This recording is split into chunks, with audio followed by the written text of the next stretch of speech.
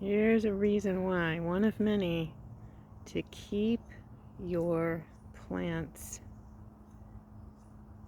that are all done for the season, have gone to seed, have flowered and so on, to keep them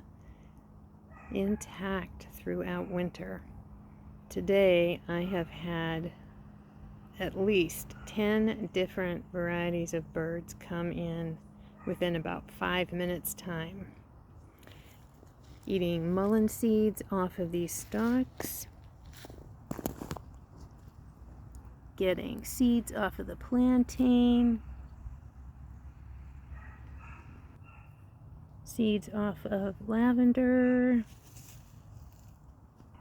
seeds out of this magic Carpet Spirea,